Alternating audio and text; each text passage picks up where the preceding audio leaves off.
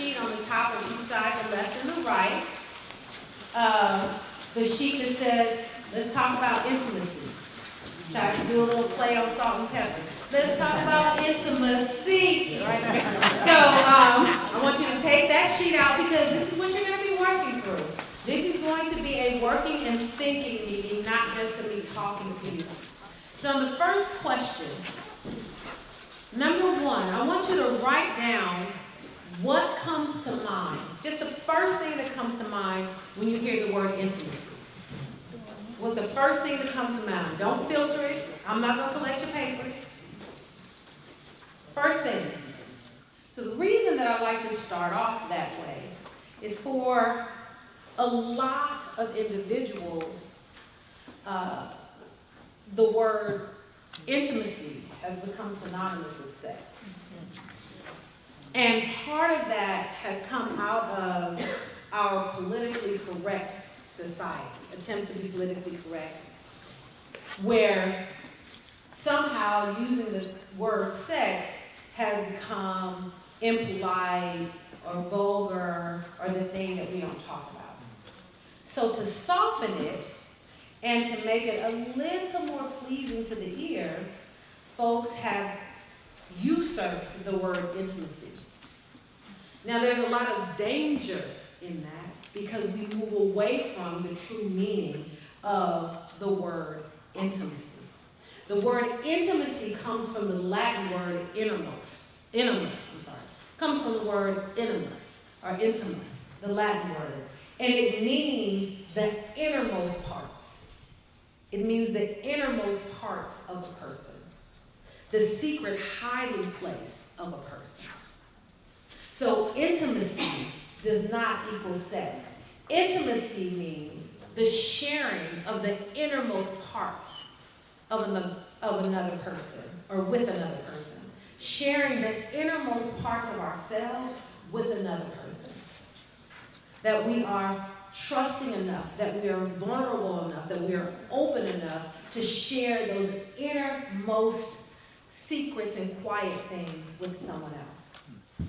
Intimacy does not equal sex in the same way that transportation does not equal car. Transportation is a car, a bicycle, a train, a plane, a bus, and your feet. So there are different parts and aspects of intimacy as well, and that's what we're going to talk about today.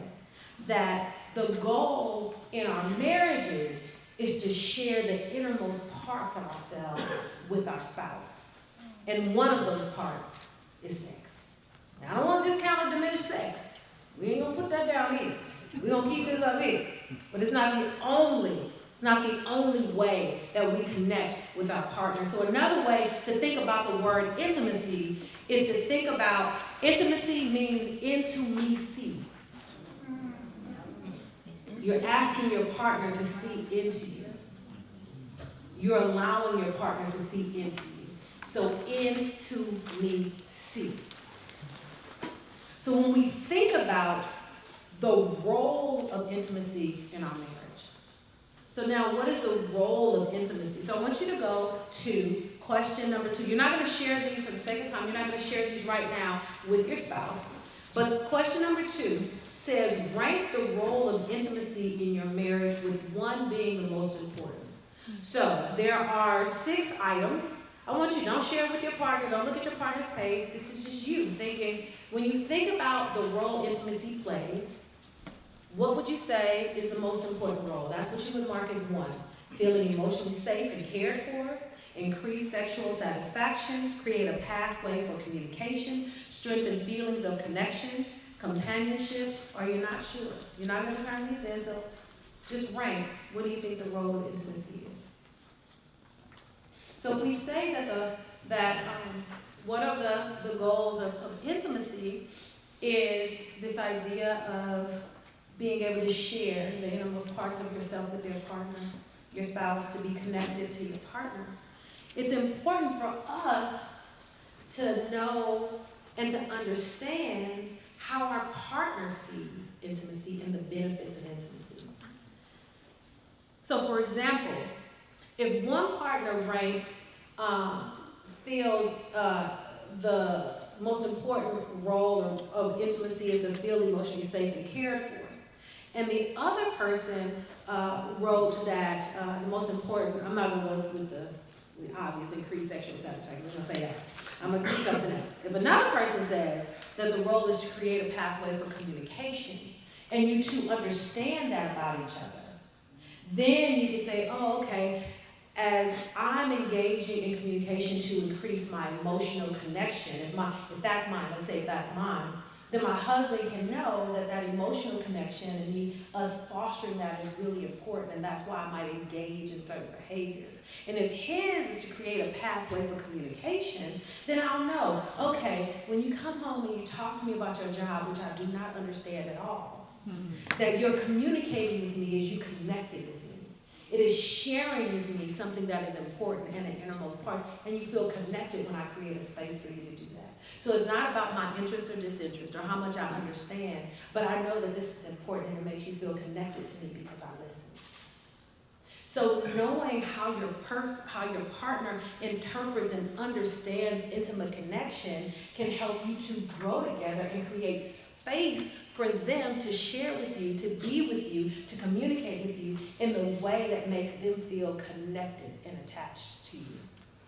One of the dangers of decreased intimate connection is feeling loneliness, isolated, and disconnected with your spouse.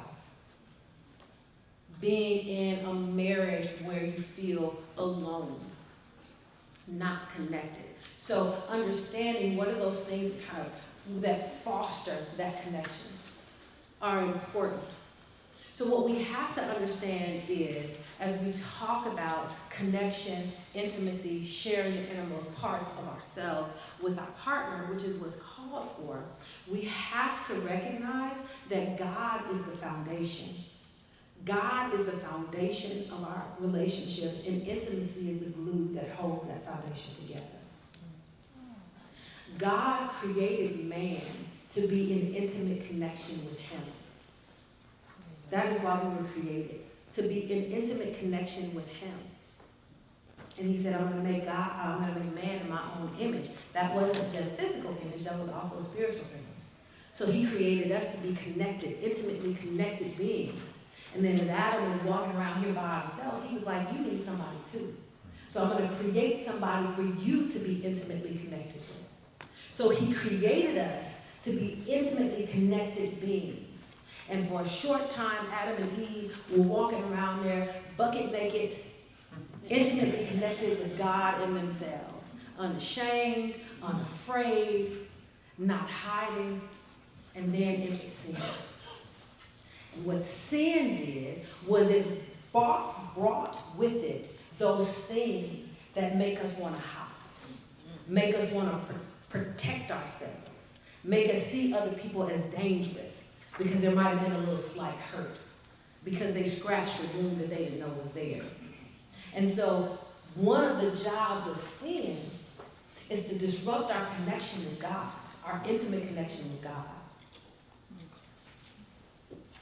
And if that happens, we cannot but have a disconnection with our spouse.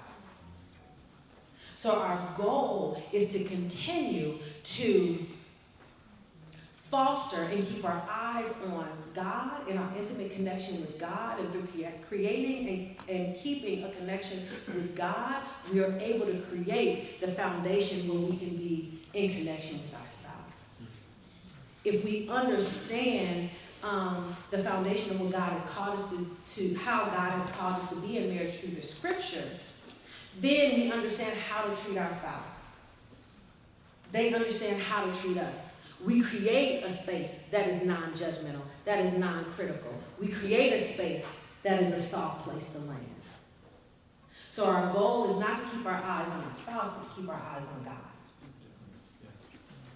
And to have God open up a space for us so that we can be that space, that intimate space for our spouse. So knowing what is the role of intimacy, how do they see this intimate connection with us, and how can we be that for them? How can we create that? Because we don't want loneliness and disconnection to make its way into our relationship. We have a short amount of time. There's a whole bunch of stuff I got to say. So, next, what I want you to do is look in your folder. In your folder, there's a large sheet of paper. Again, each of you have it. It's a circle, a colorful circle, colorful circle. So, as I mentioned, intimacy does not equal sex in the same way that transportation does not equal car. And so, I have identified 6, although there are different ways that people can be intimately connected, 6 different types of intimacy. And for the sake of time, I'm not going to read them, each of them. But if you remember, the definition of intimacy is sharing the innermost parts. And then you look at the types of intimacy, spiritual intimacy, sharing our innermost spiritual thoughts, leanings, understandings, desires. Emotional intimacy, sharing our innermost feelings, hurts, joys with our partner. Intellectual intimacy, sharing our intellectual thoughts, debates, healthy debates with our partners. Physical intimacy. Physical intimacy is about physical touch. That doesn't necessarily lead to sex, but it can. But physical intimacy is sharing touches, holding hands, kissing, those kinds of things. You have sexual intimacy and recreational experimental intimacy. So that is doing, learning, and experiencing new things with your spouse. Intimately experiencing the newness of life, of experiences. And so there are different types of intimacy. We have to remember that we are whole people living a whole life. And so therefore we need to be connected wholly, fully. Our spiritual selves, our emotional selves, our physical selves. And it does not take a lot. What we have to do, and I'm going to talk about this later, the one thing that we have to do is just set it as a priority. What happens is that we can get into the busyness of life, doing the things that we are responsible for that have to get done, and we forget that we're responsible for our connection in our marriage. Whether that be stress at work, things happening at home, raising children, taking care of babysitting grandchildren. And so you make sure you check all the boxes off. You check all the boxes off. There are things that need to get done. And as long as your spouse comes home every day, everything is cool. But that's not building intimate connection. That's not keeping the spark.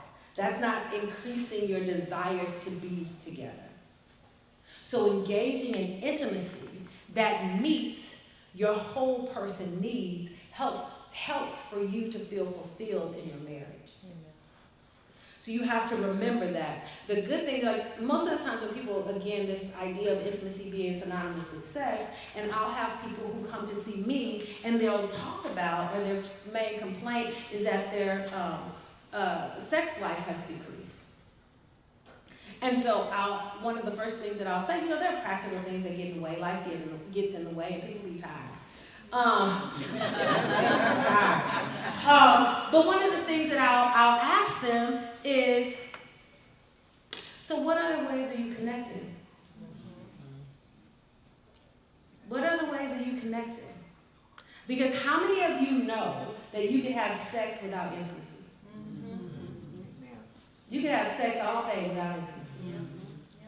It's a physical act. And you can have intimacy without having sex. What often happens as relationships begin to mature and you're together longer and longer and longer, because you got them now. You're married now, I have to do all the cute stuff. Right? You got them now. So then the measure of the satisfaction in the relationship becomes how much are we having sex. And just normally, naturally, over the course of a relational life and your chronological age, the amount of times that you have sex are going to decrease. So if your only measure of our marriage being a success is how many times that we're having sex, it's going to be, in your eyes, a failure, or it's failure. But if the measure of the satisfaction in your relationship is how often are we connected, how often do I feel that warm feeling inside that I know this person has my back, that they love me? I'm going to give you a short little challenge. Give you a little challenge.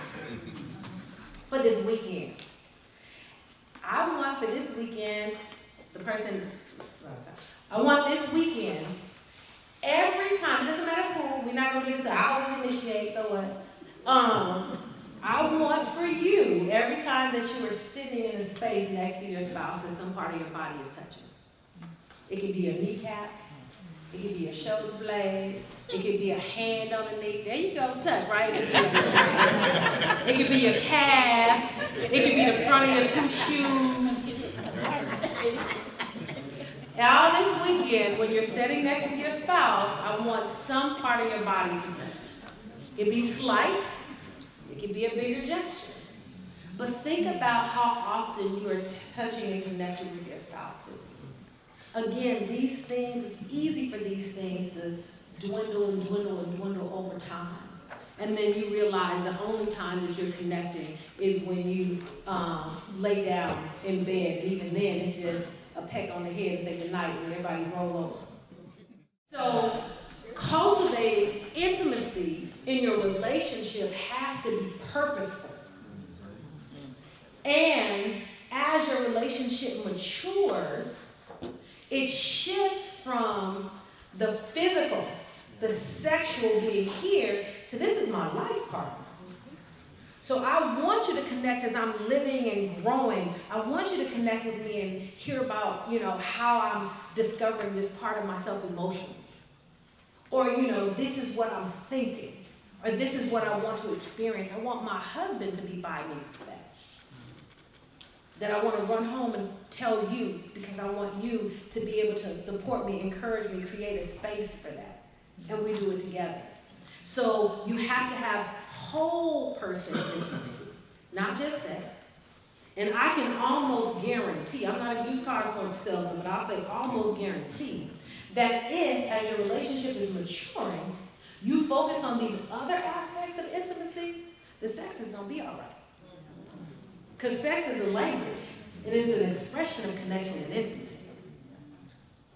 That is what it was created for. All right. So, I talked again, I'm not going to read this. Y'all about that, but the definition is in the title. So now I want you to go to number 3. And I want you to question number 3. Now I want you to pretend like you taking the test and your best friend is sitting next to you and they cheat. And you don't want them to cheat. So I want you to cover this part up because we don't have time to talk about it. So don't let your spouse see it. Put your elbow around it. And I want you to rate each of the levels of intimacy, with 10 being the greatest level of intimacy in that category and 1 being you have a lot of work to do. So rate the current level of intimacy you experience in your marriage in each of these categories right now. 1 being... Need a lot of work. 10 is, yes. 10 is gold medal, Olympic gold medal. Now again, you covering that up. You only send it to yourself. Your partner don't need to know right now. Just be honest with yourself. I'm not going to collect it. But this is really for you to do an assessment. Where are we? Where am I?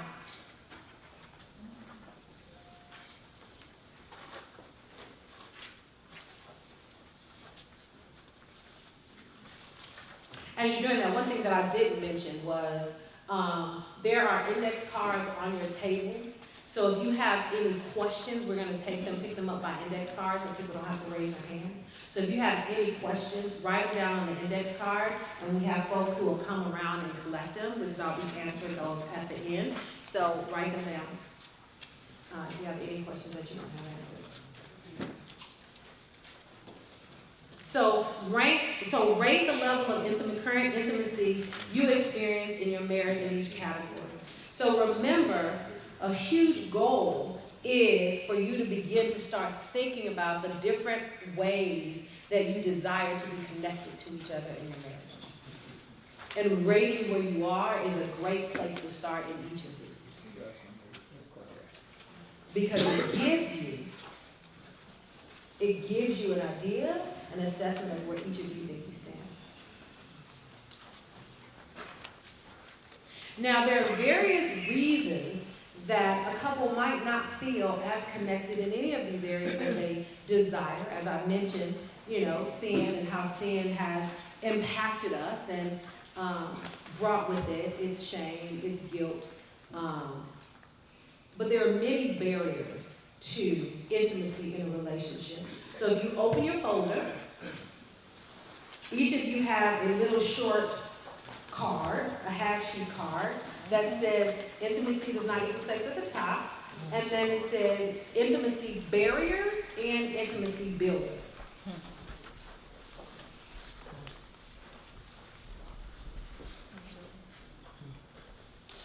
So again, in a relationship, there are several things that can help you to build a relationship and intimacy, and there are several experiences and things that can cause you to not desire intimacy, or that can be a barrier.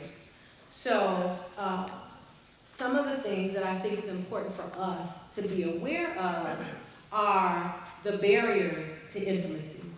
So some of those barriers, of course, are sin, and sin rears its ugly head in relationships in several ways. But things like criticism, so not sharing the innermost parts of myself because I feel that I'll be judged. I feel that they won't be receptive. I feel that they're not interested. Defensiveness. If I ask for what I need, I don't think that they'll give it to me. Other barriers to intimacy, dishonesty. There have been things that have happened in a relationship that have been dishonest, that have caused me to lose trust. Complacency.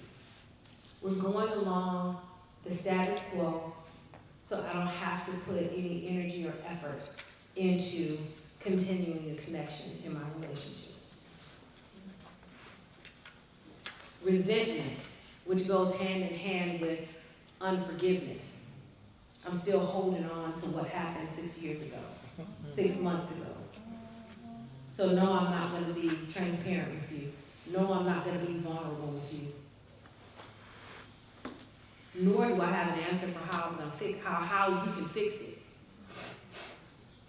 I don't even have that answer. I just know that I'm mad and I'm going to be mad. So it's important for you to know that there are many insidious things that can weave its way into your relationship and cause you to have a sense of disconnection. And so what we're working towards, what our desire and our goal should be, and what God wants for us, is to have a marriage that is filled with those things that build intimacy, that build connection. Trust, transparency, vulnerability, open and honest communication, shared interest, empathy, affection. That we're trying to look at, identify what are those things that keep me from being connected to my spouse. And the way that God originally intended when He created us as beings for connection, for intimate connection. How can I begin to identify those things that are barriers and begin to work towards increasing those things that help to build intimacy in our relationship? So now I want you to turn your sheet over. And question number 4, I want you to identify current barriers to intimacy in your marriage. Just one. Even if it's all. You can just put all. See above. See all above. No, but identify at least one barrier to intimacy. It doesn't have to be huge. You can even say we're doing okay. But if in question 3, for each of those areas of intimacy, if you don't have 7 or above, it gives you something to work for. Just right. Most of us, because we're human and we're fallible, most of us are not going to get to 10 all the time. But you at least want to be a 7 or above when you rate your level of intimacy. And if you're not a 7 or above in each of the categories, it gives you an idea, a thought, something to work towards.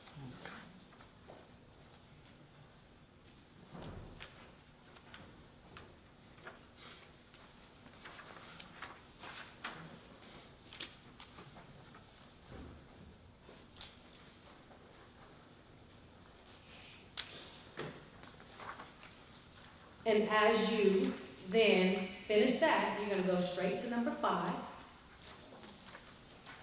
And I want you to, again, you're not sharing your answers with your spouse right now. You're not sharing right now.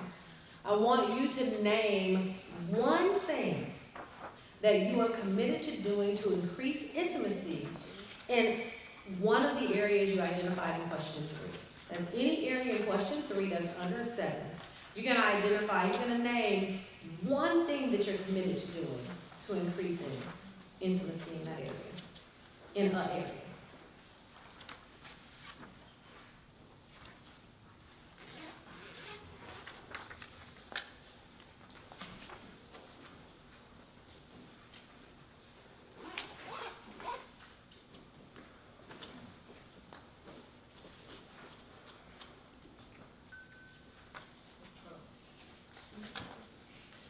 So now I had you just kind of right off the top of your head, but I'm going to tell you, I'm going to name 4 key building blocks to increasing intimacy in your marriage. The first one is, of course, to ground your marriage in Christ. The Bible tells us what marriage should look like. The Songs of Solomon tell us even some sexual things that we can do in our marriage. The Bible tells us how to respect, how to love, how to be with each other. So ground our marriage in Christ, and it teaches us how to treat each other. The second is to prioritize your marital relationship. Oftentimes, the marital relationship can be deprioritized because our thought is, oh, it's all right. I have all these other things that I want to take care of, I need to take care of. So, again, going back to that complacency. Prioritize your marital relationship. Not always where kids need to go, where they need to be, whoever else you're caring for. The groceries need to be bought. We need to get up and jump and do what we need to do. Prioritize your marriage relationship. Find opportunities for you to connect throughout the day. As I just mentioned, just sitting next to each other, touching. You can be on the couch, unwinding after a long day. I understand long days. And you just want to unwind. You don't even have to have a conversation. Do like me, scroll through TikTok, look at the funny babies and the kids falling off the steps and laughing. But do it sitting next to each other with your shoulders touching. Y'all don't even have to have a conversation. And this is not just my opinion. Biological research shows that when we connect, it doesn't have to be physical, even when you look into each other's eyes or a smile, it releases a hormone called oxytocin. See, God created us for connection. Oxytocin, you can Google it. Oxytocin is a hormone, and it's called the feel-good hormone. Because oxytocin increases a feeling of relaxation. It decreases heart rate. It also helps us to feel connected to other people. It's not only released when we're in our marriage and with it. Research has shown when a stranger smiles at you on the street, it releases oxytocin. Have you ever had somebody just smile at you? You're like, oh, that was nice. It can so oxytocin, when you touch, when you smile, when you look at each other, when you even make a concerted attempt to be in each other's space, you're releasing a feel-good hormone that increases connection without even doing much. It doesn't have to be these huge, big, grand gestures that you have to do. It's the simple things, but remember, again, like I said, you're on the couch watching TV on a Saturday at 2 o'clock in the afternoon. Come from your respective corners on the couch and just sit next to each other so that it goes from a solitary individual activity to we're doing this together. The small things. How can I prioritize my relationship with everything that's going on? Again, I know we're tired. I think that's my fault. Time is just time. I need a vacation. But what would happen Again, physical intimacy. Physical intimacy does not always have to lead to sexual intimacy. What if, for the next 30 days, you said, we're going to set the clock for just 5 minutes earlier. We're going to set the clock for this 5 minutes earlier. And we're just going to lay here and snuggle. We're just going to cuddle, inhale, exhale, and start the day off connected. And then get up. Tell each other, okay, you go to the grocery store after work, I'll go pick the cleats up, and then we'll meet back. Okay, I'm putting on my house, I'm going to. Before you do that, just snuggle. 5 minutes.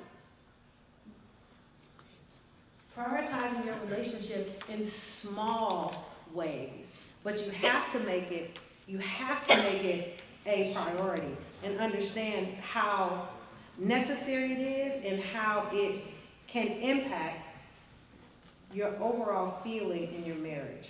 So, ground your marriage in Christ. Prioritize your marital relationship. Number 3, commit to fixing and working on what's broken.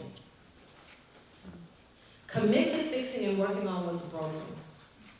There might be some brokenness and broken things in your relationship that happen while in the relationship between you two that are unhealed, that are unprocessed, that you're still carrying. Commit to fixing that. You might have brought individual brokenness into the marriage.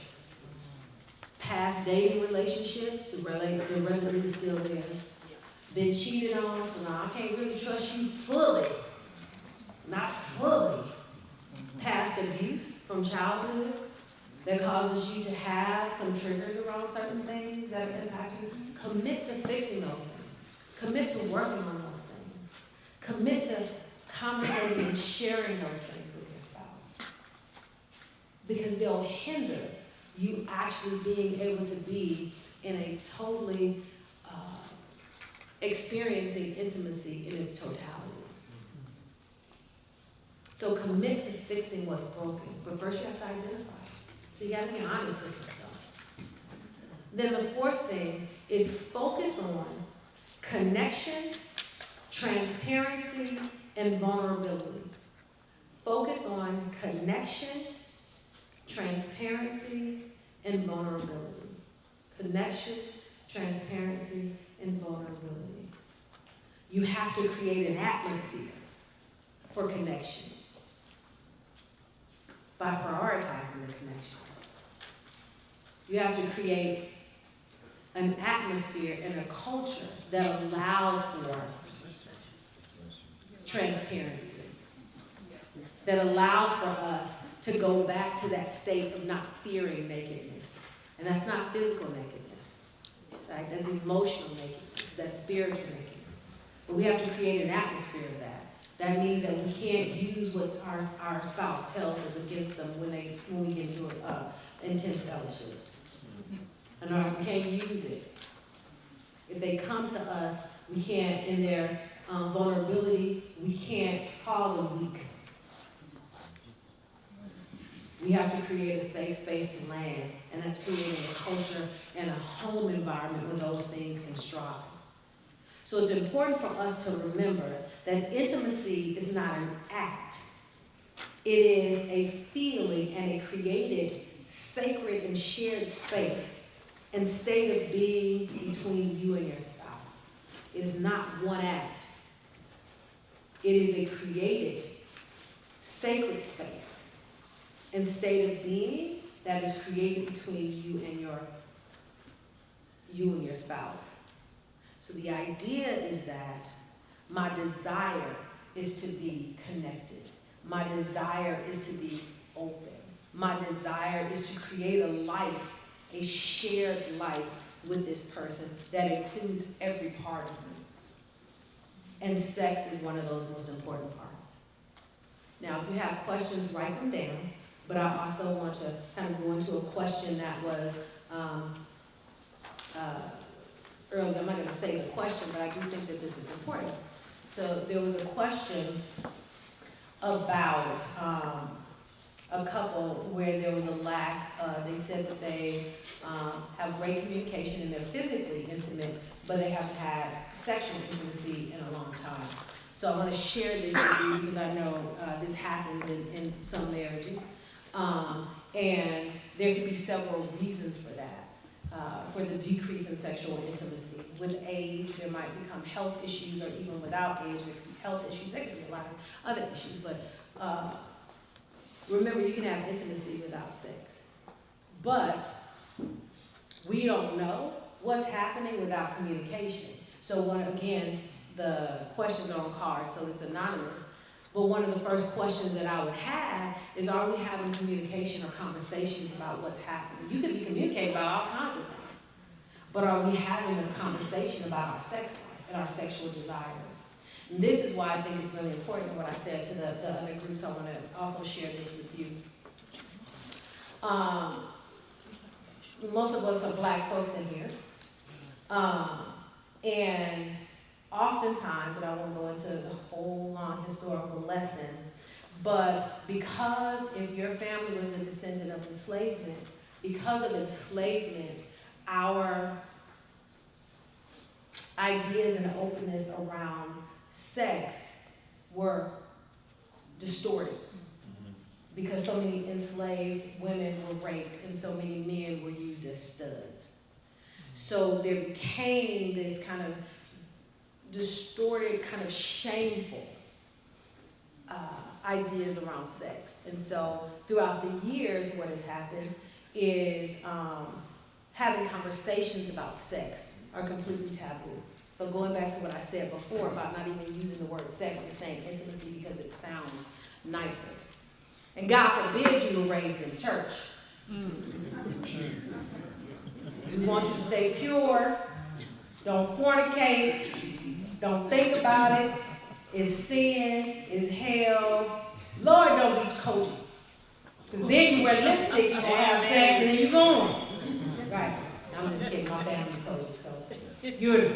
So there were all these messages about sex. Don't have sex. Don't talk about sex. Don't think about sex. Sex, don't do it until you get married. Which is great. That's what we want to preach. But the idea or the thought that you can put all of these messages in my head about sex being wrong, about sex being dirty, about me never having it, and that all of that's going to go out the window when I stand in front of the preacher for 15 minutes and say I did. And tonight, I'm going to be hanging from the chandeliers.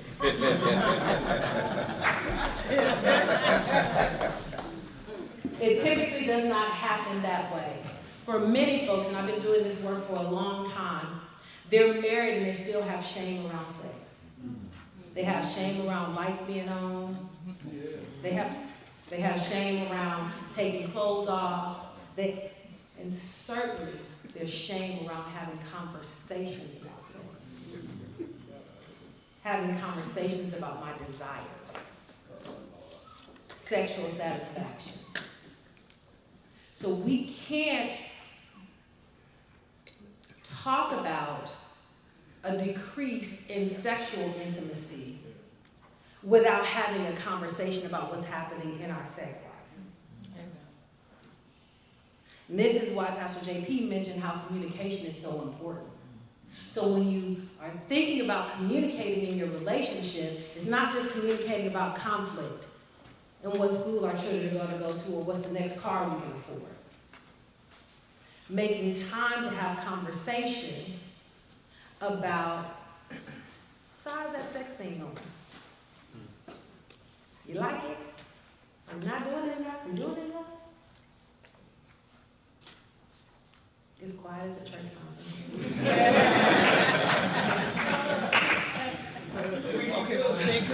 Right. Figure it out. So as you notice, when we started, I started off by talking about sex, saying the word sex. For some people, that's a challenge. It's a challenge. And many of us are taught not to say that. It's not polite to say it in front of folks. And then you come in and you're trying to get help here or somewhere else saying, we're not having it. Are you talking about it? I don't want no hands raised, but I'm just going to leave this nugget. Sometimes talking about it increases desire. Not ready to have that conversation. So, so that's to say that if there is something that is happening in your sex life that you desire to improve, you first got to start with a conversation. The other caveat to that is, so the person who initiates the conversation, the receiver can't get defensive.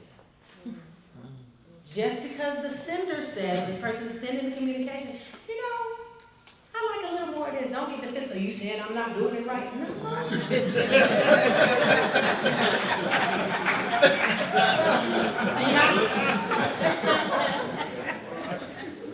Instead of saying that, another response could be, well, come on, show me. Right now. Come on. So you can't get defensive, but you need to begin to have the conversations and feel, because that's the only way that you're going to be able to increase intimacy, which sex is one part within your relationship. So what about when your spouse thinks everything is good, but you share they aren't, and things still don't change? So the first thing that I would say about that is to change is a strong word, and it often takes a long time. And so when we think change, we already have our mindset that change equals this person does a 180. And change, everybody in here is grown. It's like turning the Titanic. Right. And that hit an iceberg. So what I want you to do is not necessarily think about changing. Does my spouse change? But are there little spaces and increments where they're doing something a little different? Yeah. Because sometimes we miss the little things because we're looking for the big thing. That's right. The other thing that I would suggest is because when there's some things that you're missing, you're asking, and they're not being heard, you might need to bring in a third party. That could be a marriage mentor being part of our champion couples. That could also be potentially talking to someone, a professional. But maybe meeting with another couple that you trust, connecting with our champion couples ministry, but having that conversation. And I'll just say this, again, these are all anonymous, but I'll just say this. When your spouse is sharing an unmet need, you are treading on dangerous territory if you're not listening. That is dangerous, dangerous territory. And it is creating space for the enemy to come in. That is so, it's just like if you were praying to God or seeking God for something and God never ever hears or answers you. So if your spouse is asking, and indeed it can be challenging, especially if you were taught not to share your feelings, share your thoughts, share your needs. But if your spouse is sharing an unmet need, it is dangerous territory for you not to listen. So find a way to listen. And you might need help doing that. Another one, as you and your partner begin the conversation about sex, does it become easier? Oh yeah, the more you talk about sex, the easier it becomes. Because again, you're shuffling off that shame. God created sex. He created it. He created it. Now I'm going to say something because I do sex education with Christians. So I'm going to say some words. There ain't nothing wrong with them. He created the clitoris. There's no other need for it. There's no other need for it. It serves no other purpose. None. So he did not want you to, and he created the tip of the penis. He created it.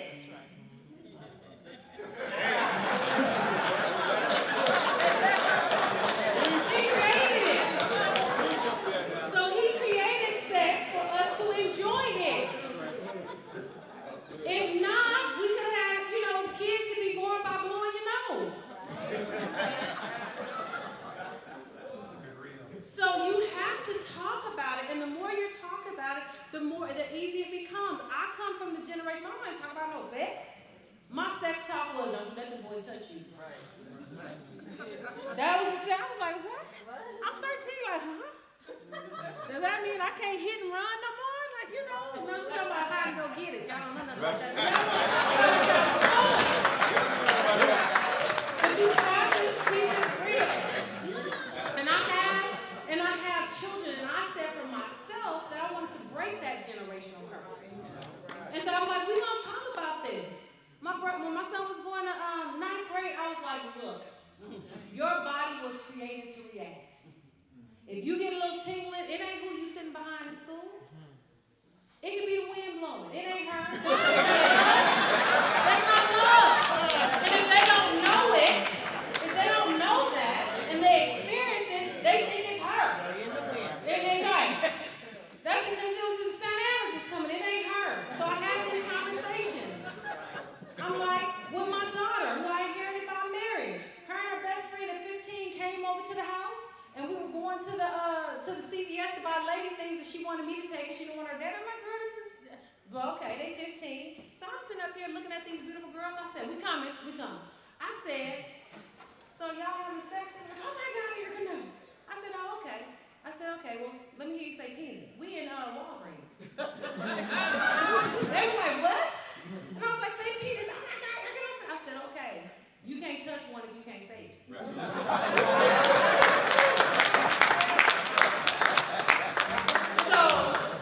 So, because I want them to get into the conversation, because you can't be sexually empowered if you're not able to say the things that you're going to be doing. Right. So, again, these are things that I had to unlearn, but I knew I was bringing up a generation, given how many black women are the highest cases of HIV, because we're not teaching sexual negotiation, we're not talking about it. So yes, the more you talk about it, the easier it becomes. I'm over my time. There were a couple of other questions, and I gotta let it go. I'm sorry I couldn't get everybody.